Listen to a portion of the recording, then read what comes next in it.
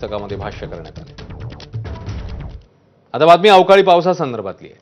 सांगली जिल्ह्यामध्ये वादळी वारे, विजांच्या कडकडाट आणि गारांसह झालेल्या अवकाळी पावसामुळे शेतकऱ्यांचं मोठं नुकसान झालंय। या नैसर्गिक आपत्तीमुळे जिल्ह्यातील द्राक्ष, आंबा, डाळिंब बागांसह रब्बी हंगामातली पिकं भुईसपाट झाली आहेत। द्राक्ष बागायतदारांच्या डोळ्यात पाणी उभं राहिलंय। शेतकऱ्यांना शासनाने मदत करण्याची गरज आहे। गारपिटीचा सर्वाधिक फटका आटपाडी, खानापूर, मिरज आणि जत या तालुक्यांना बसला। पूर्णपणे बाग मनी फुटलेला आहे द्राक्षाचं। आज 105 रुपये हा प्लॉट मागितलेला होता। आता ह्याला 1 रुपया सुद्धा आता ह्याचा होत नाही। रॅगवर टाकलं तर बेदान सगळं फुल होणार आहे, जे फळपाट तयार होणार आहे। पाडव्यामुळे 2 दिवस फक्त प्लॉट हार्वेस्टिंग होणार होतं परवा।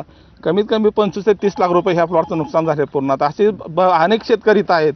आम्हाला शासनानं पूर्ण ह्याचा एवढी मदत करावी की आम्हाला ह्याच्यात आता आत्महत्या कशाशिवाय पर्याय राहिला नाही। एवढी परिस्थिती वाईट झाल्या, कर्ज काढून बँका सगळ्यांच्या आमच्या सगळ्या डोक्या बसलेल्या सगळे माल गेला एखादा प्लॉटचा, ते सगळे शेतकऱ्यांच्या पाठीमागे आले। तो रात असं पैसे आज उद्या दिवस चांगला उजळणार होता। पाडव्याच्या दिवशी आम्हाला ही निसर्गानं गिफ्ट दिलं काय असं वाटायला लागले आम्हाला सतत। 2 दिवसात 105 रुपयानं पोनोमा एक्सपोर्टवाल्यांनी मागितला होता माल आणि 2 दिवसात हार्वेस्टिंग करायचं होतं।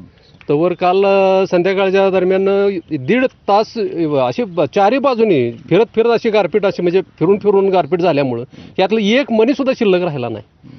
जवळजवळ 22 ते 24 टन माल 105 रुपयानं जो म्हणजे 26-27 ते 30 लाखापर्यंत जवळ नुकसान याचं झालंय। धाराशिव तालुक्यामध्ये झालेला अवकाळी पाऊस आणि गारपिटीमुळे ज्वारीचं पीक जमीनदोस्त झालं। पावसाने मातीमोल झालेली ज्वारी आता शेतकऱ्यांना कवडीमोल भावाने विकावी लागणार असल्यामुळे शेतकऱ्याला आर्थिक फटका बसलाय। मात्र काढणीचा खर्च सुद्धा निघणं कठीण झालंय। धाराशिव तालुक्यातल्या तडवळा गावात ज्वारीचं संपूर्ण पीक हे मातीमोल झालंय। आता आमचे कालच्या अवकाळी पावसानं गारपीट झाल्यामुळं ही नुकसान झालेले ज्वारीचं। तर या नुकसानीला येऊन शासनाने स्पॉटला येऊन पंचनामे करावे आणि तात्काळ मदत आम्हाला द्यावी। हिंगोलीच्या वसमत शहरामध्ये हनी ट्रॅपचं मोठं रॅकेट सक्रिय आहे असं समोर आलंय। आरोपी आधी महिलांशी मैत्री